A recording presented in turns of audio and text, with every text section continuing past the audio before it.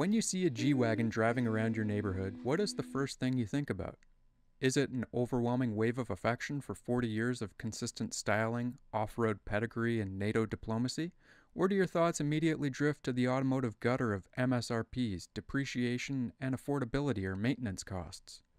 It is possible to pay more for a new G-Wagon than I paid for my house. But like that old adage, fake it till you break it, or something along those lines, never mind. I'm here to tell you that if it's all about appearances, G-Wagons can be deceiving.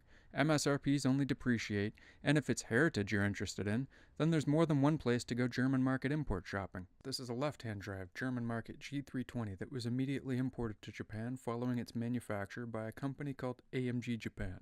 AMG Japan put their own badges and translation VIN plate on the truck, and subsequent Japanese owners have overcompensated with their own items of flair.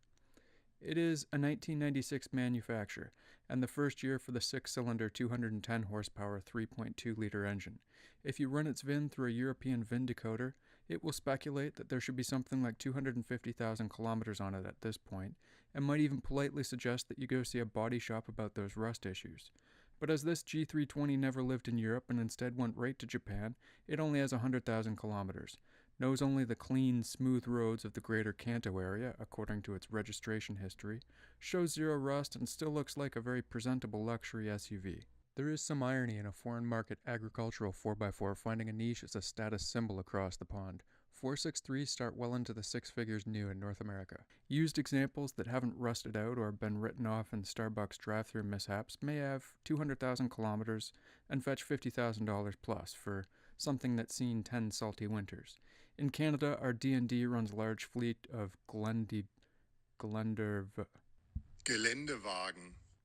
But the car-buying public wasn't actually offered the G-Class new in the 1990s, and it wasn't until 2002 that they hit our market in North America.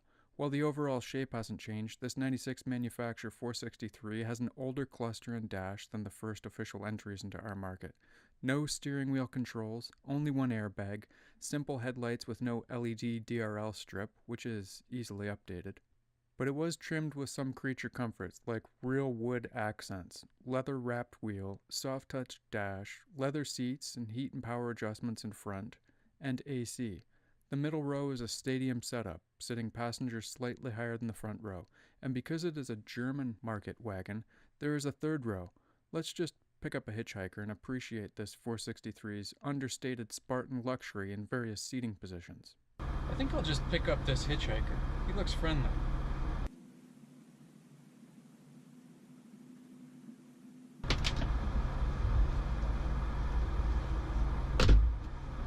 Wow. Put this down. Oh, this thing is great. Well, we could also ride in the back.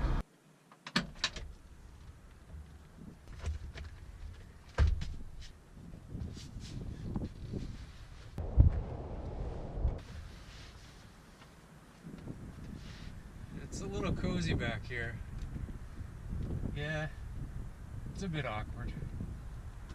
Do you want to move up to the middle row? There's no seatbelts. Okay. The stadium middle row is trimmed a little nicer than the troop seat trunk. This is a real leather fold-away bench with functional seatbelts. Hard plastic front seat backs allowing you to easily clean unruly passenger footprints off the seats.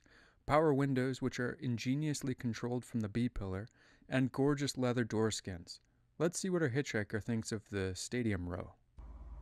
Hey Captain, where are the drink holders in this car? Sorry bud, not in this car. Oh man, I'm really thirsty. I wanted to drink my German craft beer. Nah, there's no cup holders anywhere in the G-Wagon.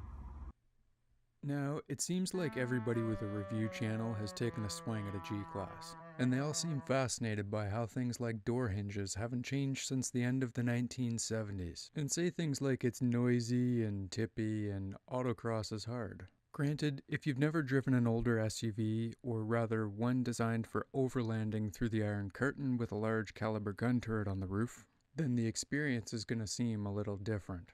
To say the G-Class wasn't engineered in a wind tunnel to achieve some measure of aero efficiency should be obvious.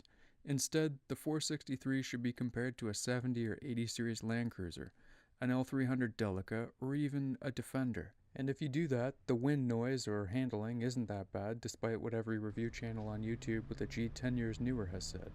Power and acceleration and handling are pretty darn good, and creature comforts with the exception of cup holders are excellent in this appropriate category. Remember, this is a real 4x4 with a high and low range transfer, locks throughout, and pretty good ground clearance. Given the G320's size, shape, and 2,300 kilograms, it's really well behaved, keeps up to traffic no problem, and feels very steady on pavement with minimal noise, listing, or arguments with potholes. You probably still have questions like why the tracksuit and why buy a German market car in Japan to import to Canada? Well, I never realized how comfortable you could be behind the wheel in a tracksuit.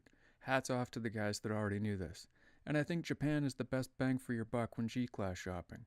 The Gs in other parts of the world look their age and have mileage to back it up. But like all fine examples of Japanese cars, this G320 is only just getting broken in. You've got an SUV that for 40 years has maintained a careful aesthetic consistency.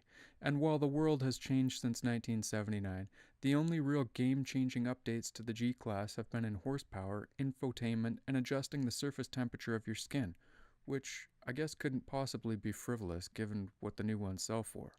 Or could it?